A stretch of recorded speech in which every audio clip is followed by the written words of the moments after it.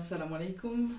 Nous sommes enchantés aujourd'hui pour vous retrouver pour notre 20e session, dont le sujet principal sera la continuité de la révélation du prophète Mohammed, que la paix soit sur lui et sur sa famille, Inch'Allah.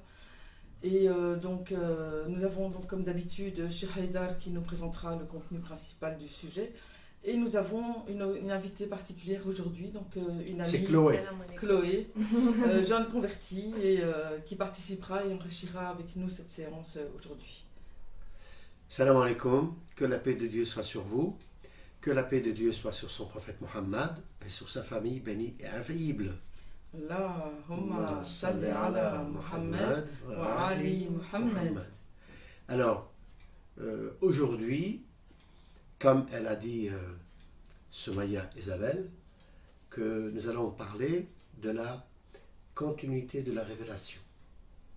Une grande question qui anime beaucoup de débats. Voilà, mais avant de entrer dans le sujet proprement dit, j'aimerais faire une petite introduction concernant le problème de la succession en général qui touche la vie de tout le monde. Mais avant cela aussi, je suis vraiment tout content de recevoir aussi Chloé avec nous aujourd'hui parce que, premièrement, c'est une fille très courageuse parce que elle suit les arguments d'une façon respectueuse et elle les applique. Donc quand elle voit que c'est quelque chose de juste, elle va le faire. Et donc c'est pourquoi elle a embrassé l'islam, qui est la religion de Dieu de tout le monde et de tout temps. Et donc c'est pour répondre à sa raison dans la vie et s'est engagée dans ce chemin. Et puis j'espère que Dieu, Inch'Allah, la guidera tout au long de sa vie. Deuxièmement, le problème de la succession, vous savez très bien que la succession, c'est-à-dire, pour parler simplement, c'est désigner un système ou bien une règle ou bien quelqu'un qui fait partie du système qui peut s'occuper d'une responsabilité lorsque le responsable principal est absent. Il est mort, il est absent, il est en voyage, il n'est plus capable de diriger les choses. Donc, par exemple, lorsqu'un père de famille meurt, c'est normal qu'il y a un système qui peut organiser sa succession. Et même lorsque les parents s'absentent de la maison, aussi il est normal qu'il faut quelqu'un qui s'occupe des enfants, sinon ils sont capables de faire beaucoup de méfaits, de bêtises, voire risquer leur vie. Combien de fois on a entendu, par exemple, de certaines tragédies qui ont lieu parce que les parents se sont absentés de la maison en laissant les enfants seuls. Par exemple, j'ai entendu parler des fois des enfants qui mettent leur petit frère ou bien leur petite sœur dans une machine à laver, ou bien ils vont sauter sur un balcon, ou bien... Donc ils sont capables de faire beaucoup de bêtises. Oui, il y a des catastrophes qui se produisent. Des catastrophes, oui. Donc vraiment, il est absolument hors de la sagesse, n'est-ce pas, de laisser des enfants tout seuls parce qu'ils sont capables de se chamailler, de se battre entre eux, de se mettre en danger, de se faire du mal et finalement causer toute une tragédie à la famille. Mais aussi, vous allez me dire que, mais non, ça ne concerne pas les enfants. On parle des grandes personnes, des personnes adultes. Alors figurez-vous, moi j'ai constaté que lorsqu'il s'agit de grandes personnes, des personnes tout à fait raisonnables et adultes et mûres, sont capables de faire des bêtises encore beaucoup plus graves. Par exemple, les guerres. Ce sont des personnes adultes qui font des guerres parce qu'ils n'ont pas un système qui leur impose quelque part le respect de la paix, le respect de la fraternité, le respect de l'humanité, n'est-ce pas? Alors, à cause du pouvoir, c'est à cause du pouvoir, des fortunes, du pouvoir, de l'autorité qui font des guerres. L'histoire nous montre que des royaumes, ou bien des empires, ou bien des républiques, comme dans notre temps, Alors, à cause du pétrole ou à cause de l'argent, du diamant, on fait des guerres, on allume des guerres, les gens s'entretuent. Finalement, toutes ces guerres-là ont lieu à cause du pouvoir, à cause de la fortune, pour s'approprier ce qui ne lui appartient pas. Donc, on fait une guerre. On reçoit des salutations du public qui nous regarde, donc je saisis l'occasion de nouveau pour répondre salam alaikum à tous ceux qui nous rejoignent. Voilà. Alors, la grande question qui se pose maintenant, nous savons très bien que notre prophète Mohammed, que la paix de Dieu soit pour lui et pour sa famille bénie et infaillible, a rempli sa mission, il a fait parvenir le message de Dieu qui lui a dit pour, n'est-ce pas, guider l'humanité, et il arrive à la fin de sa vie. Est-ce que c'est normal que ce grand prophète qui annonçait dans le Coran comme quoi apporte à l'humanité le savoir et la sagesse, est-ce que c'est normal qu'il laisse toute sa société, tout ce monde autour de lui, toute cette grande communauté, et même toute l'humanité, sans dire « qu'est-ce qu'il va faire après moi ?» C'est normal?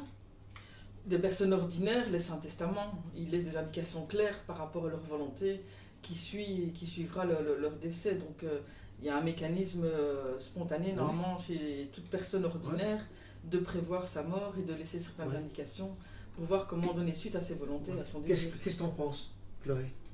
Ben, je pense que c'est la même chose. Normalement, on doit dire, voilà, c'est ces personnes-là qui suivra. Il faut laisser un testament et un tuteur pour... C'est normal.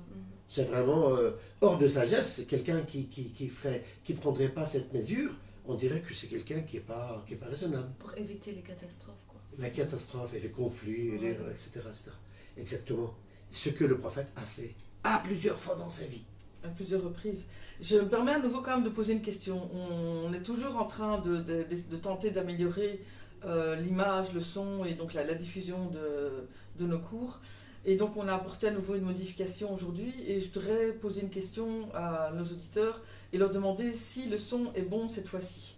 Parce que donc on a à nouveau investi dans un matériel supplémentaire. Moi, donc j'espère je t'entends bien. Hein. Oui, je te remercie de me rassurer. Mais bon, pour nous c'est normal. Mais est-ce que pour vous qui nous regardez, est-ce que vous pouvez en vitesse nous répondre si le son est bon cette fois-ci? En tout cas, on surveille l'écran et on verra vos réponses. Oui. Mais donc je vous laisse continuer. Mais malgré que tu te plains de ma capacité d'entendre, j'entends bien maintenant. Ouais. J'espère que...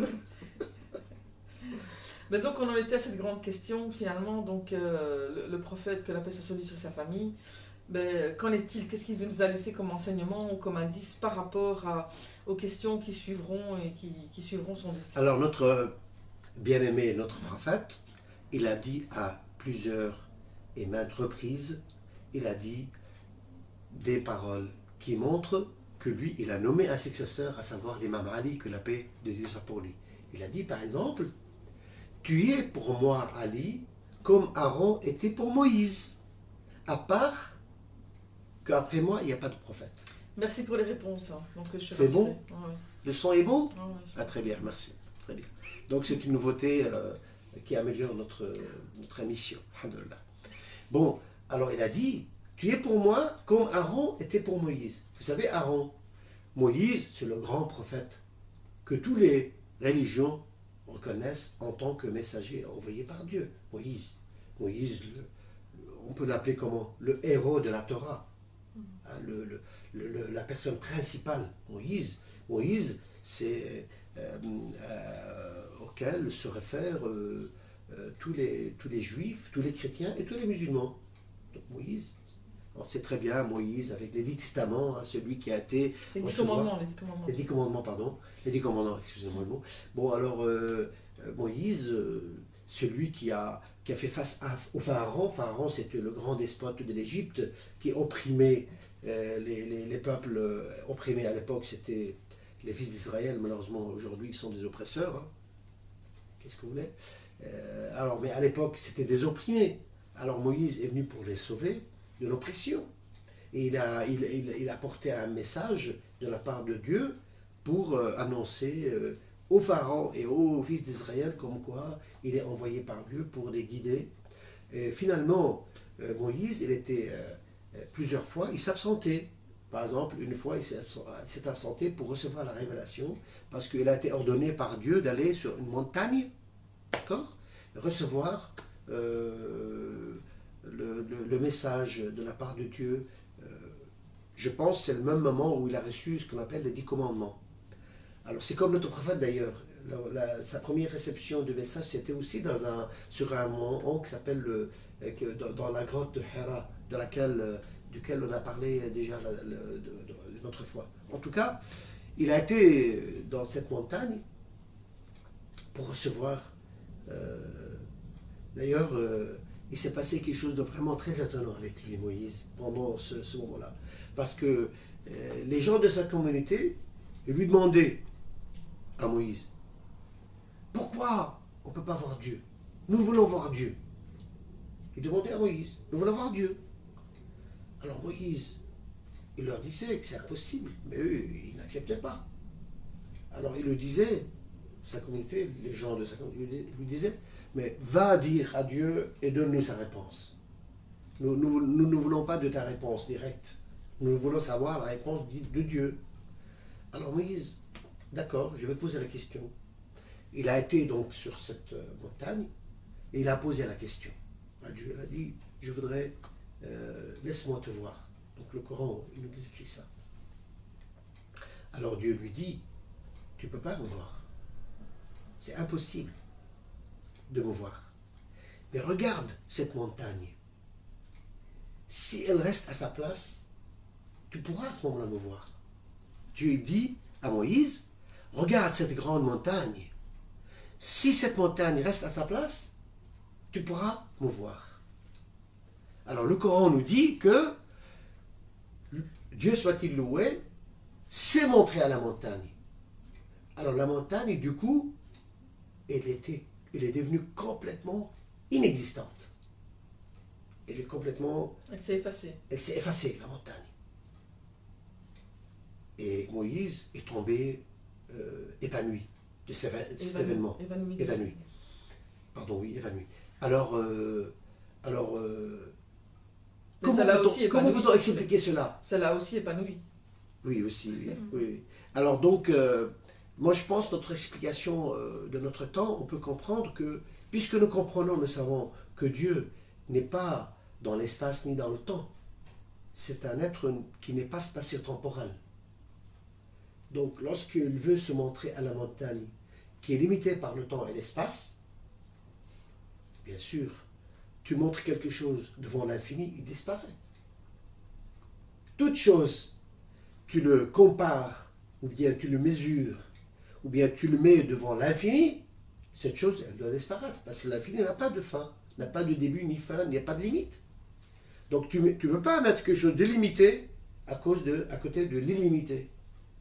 Déjà, par exemple, si on met une petite chose devant une grande chose, on voit que cette chose, petit à petit, elle disparaît. Alors comment cette chose était illimitée?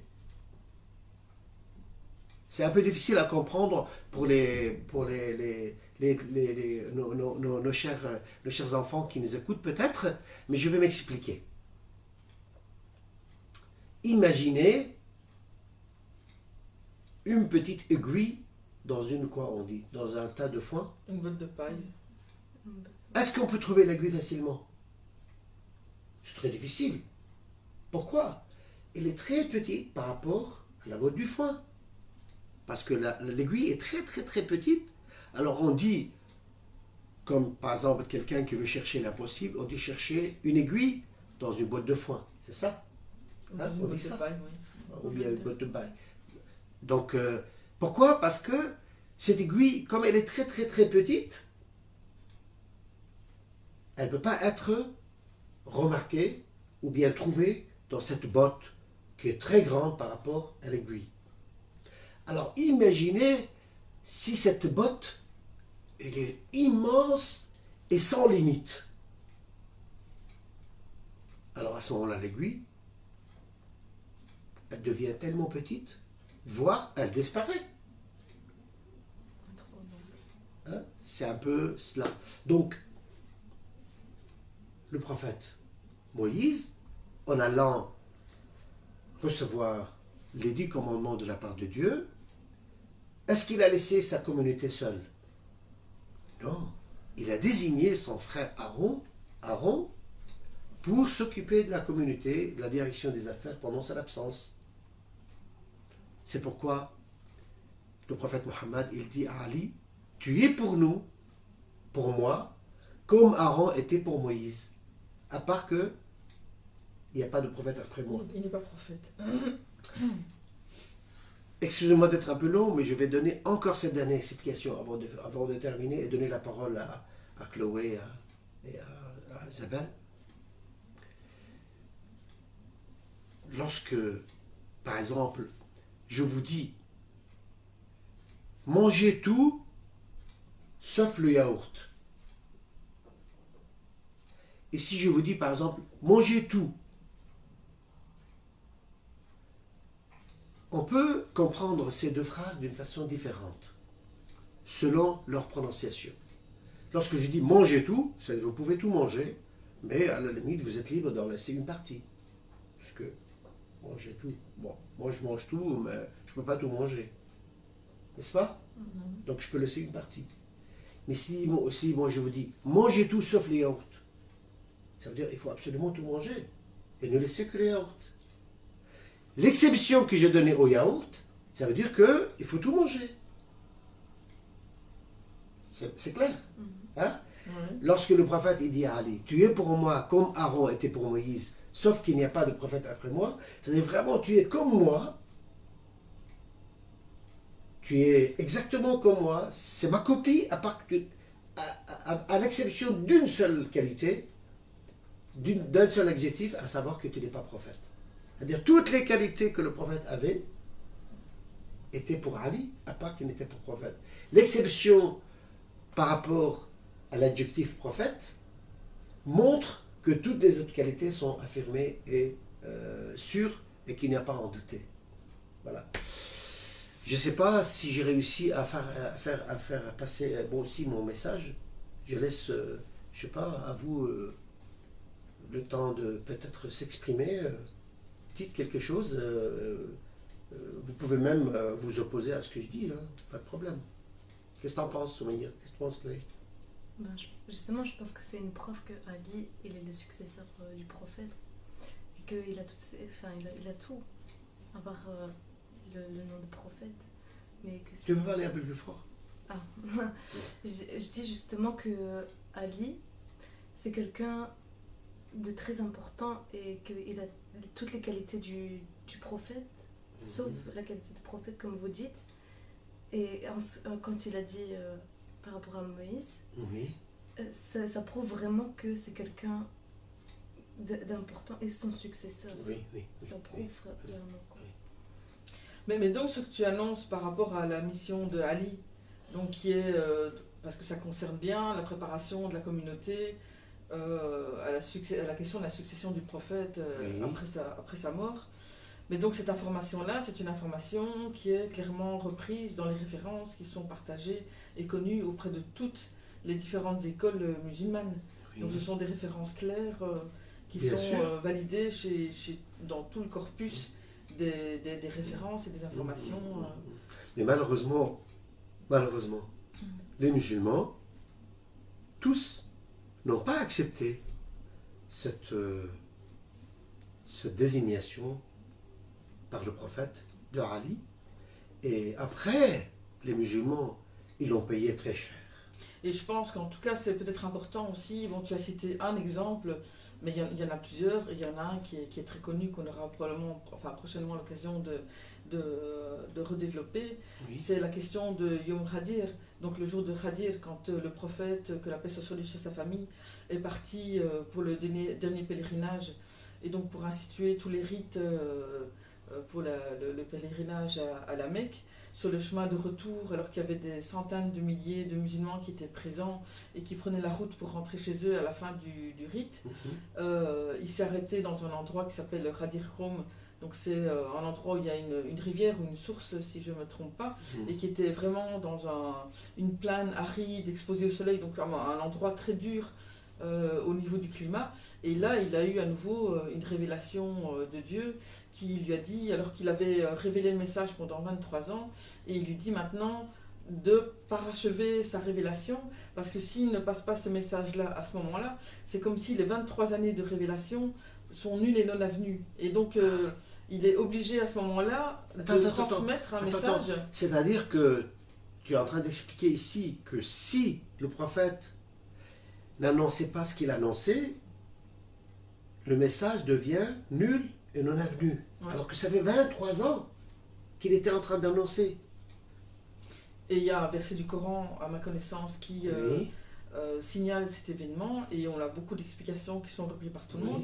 Et qu'est-ce qui se passe à ce moment-là? C'est que Dieu donne l'ordre et l'information claire au prophète Mohammed, que, alors qu'il a révélé pendant 23 ans le message, qu'il a préparé la communauté, et qu'il a transmis les messages de musulmans à sa communauté, que s'il ne passe pas cette information, donc c'est comme s'il n'a rien communiqué, et qu'est-ce qu'il doit faire maintenant pour terminer et parachever son message? Il doit désigner à nouveau devant ces centaines de milliers de personnes son successeur, qui est désigné comme l'imam Ali. Et donc il va mettre un monticule de sel pour pouvoir le mettre en évidence, et il va prendre l'imam Ali, alayhi salam, enfin que la paix soit sur lui, à côté de lui, et lui lever le bras, et montrer clairement aux yeux et aux vues de tous les pèlerins qui sont présents, que Ali est désigné sur ordre de Dieu comme étant la personne qui va devoir veiller au message divin, et il va devoir veiller sur l'islam après la mort du prophète. Et à ce moment-là, en plus, toutes les personnes présentes vont devoir venir prêter allégeance, donc vont devoir venir confirmer leur acceptation et leur reconnaissance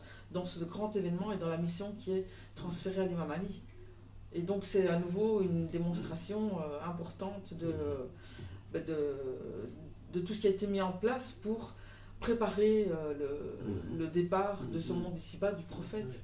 Et Chloé, toi, tu as bien digéré cette histoire qu'elle nous raconte? T'as bien...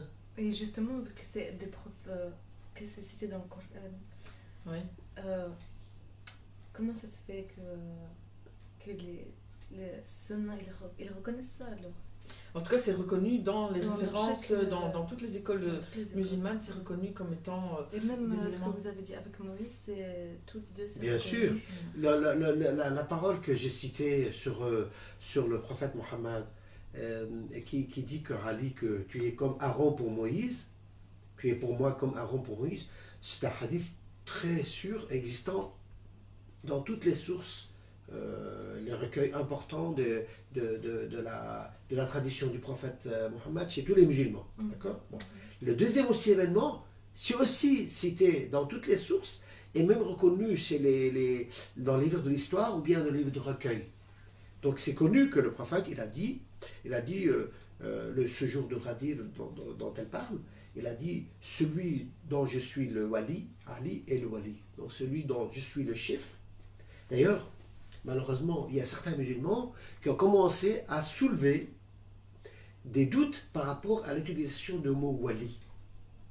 Parce que le mot wali, en langue arabe, ça veut dire ami, ça veut dire aussi chef, n'est-ce pas? Donc je dis non, le prophète il a voulu dire que Ali était mon ami comme, comment on dit, que dans toute personne dont je suis ami avec lui, Ali aussi est ami avec lui. Mais seulement le prophète, il était aussi intelligent, il était aussi attentionné. Pourquoi? Parce qu'il a dit aux musulmans, il a dit, ne suis-je pas un wali pour vous, c'est-à-dire un responsable pour vous, plus que vous êtes responsable de vous-même? Avant de prononcer cette parole, il a dit aux musulmans, ne suis-je pas responsable pour vous, c'est-à-dire ne suis-je pas wali pour vous, plus que vous êtes wali pour vous-même? Ici, ça ne peut pas sous-entendre que le mot wali, ça veut dire ami. Vous saisissez un peu? Alors il leur a dit, ne suis-je pas plus responsable, ne suis-je pas wali pour vous et responsable pour vous, ça veut dire, plus que vous êtes wali pour vous, plus que vous êtes responsable pour vous-même. Et les musulmans il ne va pas leur demander, c'est est-ce que je suis votre ami puisque vous êtes ami de vous-même, en fait, une question. Voilà, c'est ridicule. Donc ici, le sens de mot wali va directement vers la responsabilité. Il ne peut pas dire ne suis-je pas plus ami pour vous plus que vous êtes ami pour vous-même, c'est ridicule. N'est-ce pas? Bien sûr. Il leur a dit ne suis-je pas wali pour vous plus que vous êtes wali pour vous-même, c'est-à-dire, on ne peut pas dire que ici le mot wali ça veut dire ami. On est obligé de comprendre que ça veut dire responsable. Alors il leur dit, donc je suis, celui parmi vous dont je suis le wali, donc le responsable, Ali, on est le wali. D'ailleurs, ensuite, les musulmans, après cette désignation, qu'est-ce qu'ils ont fait? Ils sont venus saluer le prophète, Ali, en serrant la main, faisant allégeance, en lui disant tu es devenu maintenant le prince de tous les musulmans. Pourquoi? C'est-à-dire, tu imagines, tu viens lui dire tu es l'ami, tu vas lui donner allégeance en disant tu es l'ami de tous les musulmans. Bien sûr, il est l'ami. Et en plus, tu imagines le prophète rassemble tous ces musulmans, qui étaient, selon les historiens, il y en a qui disent qu'il était 80 000, il y en a qui disaient 120 000 personnes rassemblées, pour leur dire celui dont je suis ami, Ali est ami. C'est évident que son ami, tous les musulmans sont amis. Il va les rassembler partout sur cette terre aride, avec cette chaleur, n'est-ce pas? Pour leur dire Ali est votre ami. Moi je pense c'est même un homme ordinaire, raisonnable, il va pas faire ça. Oui, le sens du mot wali, il prend directement. Il y a plusieurs manières de le démontrer, mais en tout cas je pense qu'on ne va pas rentrer dans le détail. Mais en tout cas, c'est explicite, c'est parlant et c'est clair. Voilà. On comprend le sens qui est visé et le message qu'on veut faire, que le prophète est invité à communiquer à la communauté à ce moment-là. Et en plus, si on ajoute cet événement-là à l'autre événement où il a dit à Ali, tu es pour moi comme Aaron était pour Moïse, le sens aussi devient davantage clair. Donc si on rajoute les deux textes, ensemble, les deux paroles, les deux paroles prononcées par le prophète, ça devient clair que c'est clair. Mais malheureusement, comme je disais, à cause de l'avidité du pouvoir, les musulmans n'ont pas respecté. Enfin, l'avidité, donc l'envie de pouvoir. L'envie, voilà, ils veulent vraiment être les chefs, les princes, voilà. C'est le fait d'écouter ses passions, ses envies, sa jalousie. Mais moi, certains pourraient te dire, mais oui, ça c'est des histoires anciennes. Pourquoi nous les musulmans maintenant on nous parle de ça et puis on fait de nous des débats, des discussions, même ça peut créer des différences entre nous. Pourquoi on parle de ça? Mais ça soulève une question principale, c'est-à-dire qu'à la mort du prophète, on a le message qui est là, mais qui va veiller à ce qu'il y ait une bonne explication, une bonne compréhension du message? Qui va veiller à ce qu'il n'y ait pas de déviation par rapport aux nouvelles questions qui vont être posées par l'évolution de la société, par rapport... Enfin, l'islam, au départ, il est révélé dans la péninsule arabique, mais l'islam est une religion universelle qui concerne toute l'humanité. Et donc, en fonction du lieu, du temps, du pays où ça se trouve, il y a des nouvelles questions, avec la modernité aussi. Donc, qui va pouvoir nous aider à comprendre quel est le bon sens et la bonne compréhension à avoir face à toutes les questions modernes et contemporaines qu'on va avoir. Et donc ça soulève des grandes questions qui touchent tout le temps jusqu'à l'infini, puisqu'on sait qu'il n'y a plus de prophètes après. Qu'est-ce que tu en penses, Chloé? Tu crois que c'est important? Est-ce que ça influence notre état contemporain, notre existence actuelle, le fait que les musulmans n'ont pas respecté que Ali soit Est-ce que ça influence notre présent? Oui, on a besoin d'entretenir le message du prophète et qu'il soit bien transmis pour qu'on l'applique correctement. Oui. Et donc comment dire? Donc c'était important de bien savoir c'est qui le successeur et d'en être sûr pour pouvoir bien faire le message du prophète. Voilà. C'est-à-dire que je pense même à un exemple très précis qui frappe l'actualité et qui malheureusement assombrit l'image des musulmans parce qu'on entretient des amalgames sur base de ça et ça soulève beaucoup de questions à l'heure d'aujourd'hui. C'est qu'aujourd'hui, au nom de l'islam, certains se permettent d'égorger des personnes. Donc je fais référence à Daesh, à Al-Qaïda et autres. Oui. Donc c'est des personnes qui se présentent comme étant des musulmans et qui disent qu'au nom de l'islam, ils ont le droit de tuer ceux qui ne sont pas musulmans ou de tuer toutes les personnes qui ne reconnaissent pas leur pouvoir et qui ne veulent pas leur prêter allégeance. Alors finalement, par rapport à ces questions-là, qui sont vraiment des questions très importantes de l'actualité, mais si on suivait les enseignements que le prophète nous a donnés, est-ce qu'on arriverait à ce que certains justifient aujourd'hui de tels actes d'horreur alors que le prophète est venu comme une miséricorde pour les mondes, que la violence, elle est... le seul moment où on peut prendre les armes, c'est pour se défendre quand on a utilisé toutes les autres pistes. Comment est-ce qu'on peut trouver aujourd'hui au nom d'Islam une manière de légitimer et de dire qu'on a le droit d'ôter la vie aux autres parce qu'on n'est pas d'accord avec eux? En plus, ces personnes-là, elles se basent sur des hadiths et des choses comme si le prophète il disait en fait il faut tuer les personnes qui ne croient pas. Et tout ça. Alors attendez, je veux vous poser une question claire. C'est-à-dire les musulmans qui sont venus après le prophète il a rejoint Dieu, il a quitté ce monde, n'est-ce pas? Corporellement, mais spirituellement, il est toujours... Hein, bon, corporellement, il a laissé ce monde. Donc les musulmans, ils sont laissés pour eux-mêmes. D'accord? Alors, il y a des musulmans qui ont dit que ceux qui ne sont pas musulmans comme nous, on a le droit de les tuer. Est-ce que ça existe? Ben, il y a eu en tout cas Est-ce que tu es au courant de ça, Chloé? Mais ça dépend. C'est si on est attaqué. Non, sans être attaqué. Par exemple, il y a des gens qui ne sont pas des musulmans. Alors, il y a des musulmans qui sont venus après le prophète, ils ont dit, toutes les personnes qui ne veulent pas devenir musulmans, on a le droit de les tuer. Il y a en Ou tout bien cas, qu'ils payent une dîme, une dîme. comme un impôt en fait. Ouais. Il y a des musulmans qui ont dit ça. C'est vrai ça? Bon, c'est une réalité. Et alors dans l'histoire de l'islam, il y a clairement eu des moments sanglants, même jusqu'à il n'y a pas très longtemps, parce que tout ce qui était comme pouvoir abbasside, omeyyade, et puis on arrivait même au pouvoir ottoman, qui était encore sur pied le siècle passé, ils ont assis leur pouvoir et ils ont pris possession de plein de pays avec l'épée, en se permettant d'exterminer les personnes qui ne refusaient de devenir musulmans ou de se soumettre à leur autorité. Donc l'histoire de l'islam est clairement Donc c'est une suite réelle qui s'est passée et qui de notre jour est le jour d'application. Il y a des musulmans qui disent que toutes les autres personnes qui ne veulent pas devenir musulmans, on peut les tuer, ou bien ils doivent payer un prix, se racheter quoi, une taxe pour rien que pour... Voilà. Et est-ce qu'il y a... Bon, est-ce que tous les musulmans, ils ont dit que c'est ce qu'il faut après le prophète pour traiter les gens? Tous les musulmans, il y a certains musulmans qui ont dit non, c'est pas comme ça. Aujourd'hui, il y a énormément de personnes qui disent que non, c'est pas après comme le ça. prophète. Mais dans les explications qu'il fallait donner l'islam, en tout cas, c'est sûr que l'imam Ali et toute sa descendance, que la paix soit sur eux, se sont clairement opposés à ça. Et voilà, ça c'est le plus important.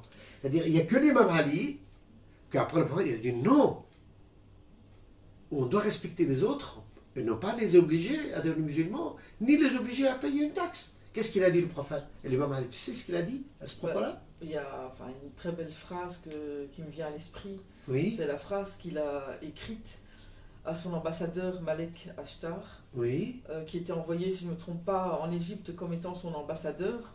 Et je trouve vraiment cette phrase magnifique. Je pense qu'on l'a déjà dite, mais je n'ai jamais perdu de la redire et de la rappeler. Il a dit « Oh Malek, sache que les gens sont de deux sortes. Ou bien tes frères dans la religion, ou bien tes égaux dans la création. Traite-les avec amour et pardon comme tu voudrais que Dieu te traite. » Et alors, donc, soit ils sont tes frères dans la religion, ça veut dire soit qu'ils sont musulmans comme toi, soit ils sont tes égaux dans la création. Donc ça veut dire qu'ils ne sont pas musulmans, mais ils sont égaux comme toi. Ce sont des êtres humains. Et donc tu dois les traiter avec amour et pardon comme tu voudrais que Dieu te traite. Et je trouve que quand on prend conscience de la valeur et de la portée de cette phrase, on comprend que les gens sont libres de leur choix et qu'ils ont droit au respect, ils ont droit à avoir leur vie sauf, quel que soit leur choix. Qu'est-ce que tu en penses, Chloé, de cette différence entre des musulmans qui disent dans l'islam qu'on peut tuer tout le monde, à moins qu'il devienne musulman ou bien payer une taxe, ou bien cette parole que tu viens d'entendre dans l'imam Ali? Dis-moi. La réponse, elle est claire. Oui, mais il faut la faire entendre à nos amis qui les suivent. Directement, c'est le message de l'imam Ali qui est le meilleur, parce qu'on ne va pas obliger quelqu'un à rentrer dans la religion par la force et par, Oui. en l'obligeant à payer quelque chose ou en le tuant. Oui. C'est par la paix et par nos bonnes actions qu'on peut lui montrer que l'islam... Et ça, c'est la voie de l'imam Ali, Ouais. qui est bien sûr la même voie du prophète. Mm. Voilà, donc on arrive à la fin de notre session d'aujourd'hui.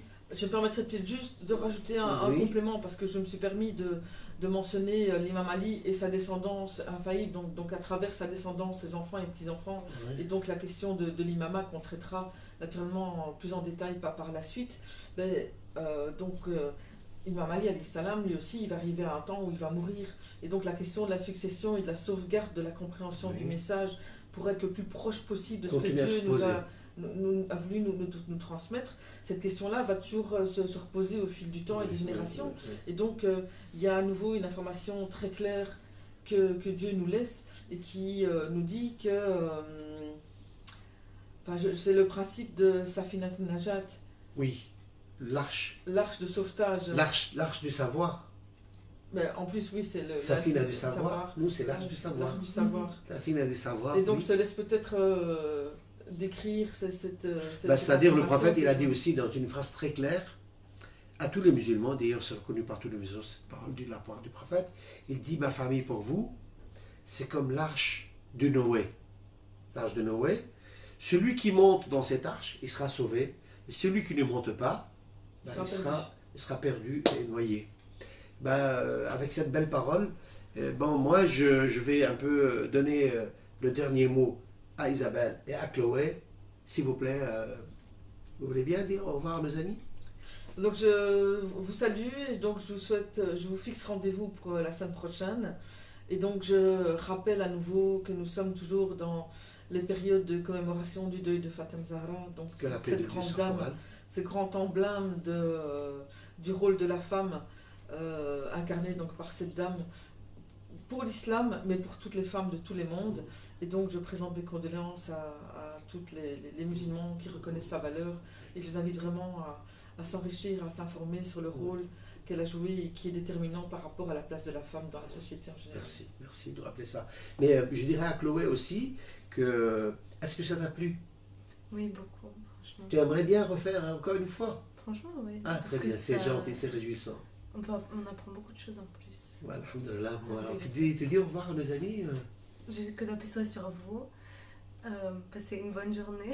Au revoir. Au revoir, salam alaikum. Salam alaikum. Bon, moi je dis au revoir.